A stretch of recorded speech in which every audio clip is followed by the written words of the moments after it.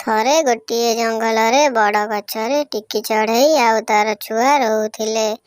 ଦିନେ ସକାଳୁ ଟିକି ଚଢ଼େଇ ଛୁଆ ଟିକି ଚଢ଼େଇକୁ କହୁଥାଏ, ମା ମା ତମେ ସବୁଦିନ ଖାଦ୍ୟ କେଉଁଠୁ ଖୋଜି ପାଉଛ?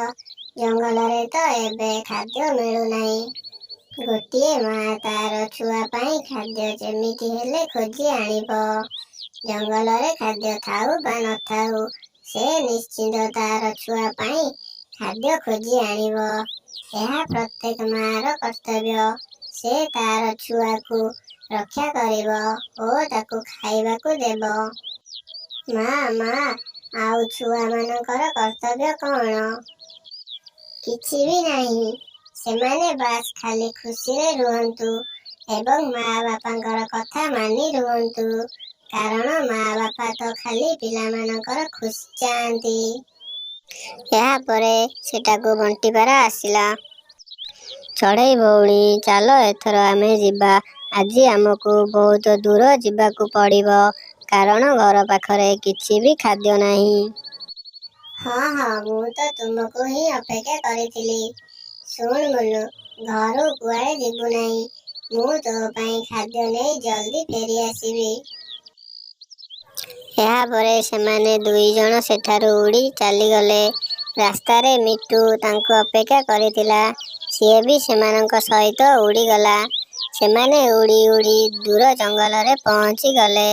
ତାଙ୍କ ସାମ୍ନାରେ ଗୋଟିଏ ମକା କ୍ଷେତ ଥିଲା, ଯାହାକୁ ଦେଖି ସେମାନଙ୍କ ମୁହଁରୁ ନାଳ ବୋହିଲା।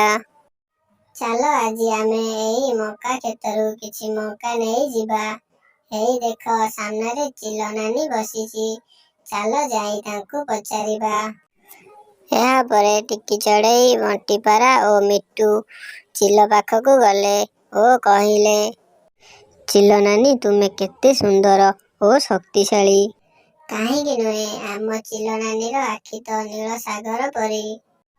ଚିଲ ନାନୀ, ତୁମ ବାପା ମା ମଧ୍ୟ ତୁମ ପରି ବହୁତ ଦୟାଳୁ ହୋଇଥିବେ। ଶୁଣିଛି ତୁମେ କୌଣସି ପାରାଙ୍କୁ ମକା ଖାଇବାକୁ ମନା କରନି। ଏମିତି ଭାବରେ ସେମାନେ ଚିଲର ପ୍ରଶଂସା କଲେ। ସେମାନଙ୍କ କଥା ଶୁଣି ଚିଲ ମଧ୍ୟ ଖୁସି ହୋଇଗଲା। କ'ଣ ସତରେ ମୁଁ ଏତେ ସୁନ୍ଦର? ହଁ ହଁ ଚିଲ ନାନୀ, ତମେ ବହୁତ ସୁନ୍ଦର। ଯଦି ଏମିତି କଥା, ତେବେ ତୁମେମାନେ ମକା କ୍ଷେତରୁ ଗୋଟିଏ ଗୋଟିଏ ମକା ନେଇଯାଅ। ତୁମର କଥା ଏତେ ସୁନ୍ଦର ବୋଲି ମକା ଦେଉଛି, ନହେଲେ ମୁଁ କାହାରିକୁ ବି ମକା ଦିଏ ନାହିଁ। ତୁମେ ସବୁ ପୁଣି କାଲି ଆସିବ ଆଉ ମୋତେ ଏମିତି ଭଲ ଭଲ କଥା କହି ମକା ନେଇଯିବ। ଏହାପରେ ଟିକି ଚଢ଼େଇ, ବଣ୍ଟିପାରା ଓ ମିଟୁ ଗୋଟିଏ ଗୋଟିଏ ମକା ନେଇ ସେଠାରୁ ଚାଲି ଆସିଲେ। ରାସ୍ତାରେ କାଉ ଭୋକରେ ଗୋଟିଏ ଗଛ ଉପରେ ବସିଥିଲା। ଯେମିତି ସେ ଚଢ଼େଇମାନଙ୍କ ପାଖରେ ମକାକୁ ଦେଖିଲା, ସେ ତୁରନ୍ତ ସେମାନଙ୍କ ପାଖକୁ ଆସି ପଚାରିଲା, ଟିକି ଚଢ଼େଇ, ବଣ୍ଟିପାରା ଓ ମିଟୁ, ତୁମ୍ଭେମାନେ ଏ ମକା କେଉଁଠୁ ଆଣିଲ? ଜଙ୍ଗଲରେ ତ ଖାଇବାକୁ କିଛି ବି ନାହିଁ। ଜଙ୍ଗଲ ସେପଟେ ଚିଲ ନାନୀର ମକା କ୍ଷେତରୁ ଆଣିଛୁ ଆମେ ଏଇ ମକା। ଟିକି ଚଢ଼େଇ, ସେ ଚିଲ କ'ଣ ମୋତେ ବି ମକା ଦେବ? ବଣ୍ଟିପାରା କାଉକୁ ମଜା ଚଖେଇବ ବୋଲି ଭାବିଲା। ହଁ ଯା, ସେ ଚିଲ ତତେ ବି ମକା ଦେବ। ଆଉ ହଁ, ତୁ ଚିଲକୁ ଯାଇ କହିବୁ। କ'ଣ କହିବି? କହିବୁ, ଚିଲ ନାନୀ, ତୁମେ ବହୁତ ଅସୁନ୍ଦର ଓ ତୁମର ଆଖିଟି ଅସୁନ୍ଦର, ଆଉ ତୁମର ମା ବାପା ବି ବହୁତ ଅସୁନ୍ଦର। ଏମିତି କହିଲେ ଚିଲ ନାନୀ ତତେ ମକା ଦେବ। ଏମିତି କହିଲେ ଚିଲ ନାନୀ ରାଗିଯିବ। ସେ କ'ଣ ମୋତେ ମକା ଦେବ? ନାଇଁ ନାଇଁ, ସେ ଚିଲକୁ ଓଲଟା ଶୁଣାଯାଏ। ତୁ ଯେବେ ଏମିତି କହିବୁ, ସେ ତାର ଓଲଟା ବୁଝିବ। ମାନେ ସେ ବହୁତ ସୁନ୍ଦର ଓ ତାର ମା ବାପା ବହୁତ ସୁନ୍ଦର।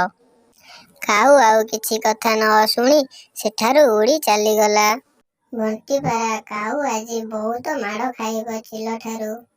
ଥାଉ ଥାଉ, ସେ ଓ ତାର ସ୍ତ୍ରୀ ମୋତେ ସବୁବେଳେ ଛୋଟ ଆଖିବାଲା କହି ଚିଡ଼ାନ୍ତି। କାଉ ମାଡ଼ ଖାଇଲେ ମୁଁ ବହୁତ ଖୁସି ହେବି। ଗୋଟେ କାଉ ଉଡ଼ି ଉଡ଼ି ଯାଇ ଚିଲ ପାଖରେ ପହଞ୍ଚିଲା। ଆଉ ସେ କହିଲା, ଚିଲ ନାନୀ ତମେ ବହୁତ ଅସୁନ୍ଦର। ତୁମର ଆଖି ବହୁତ ଅସୁନ୍ଦର ଏବଂ ତୁମର ମା ବାପା ମଧ୍ୟ ବହୁତ ଅସୁନ୍ଦର। ଏହା ଶୁଣି ଚିଲ ବହୁତ ରାଗିଗଲା ଏବଂ କାଉକୁ ମାଡ଼ ମାରିଲା। ବିଚରା ମୂର୍ଖ କାଉ ଚିଲ ପାଖରୁ ମାଡ଼ ଖାଇ ଘରକୁ ଫେରିଲା।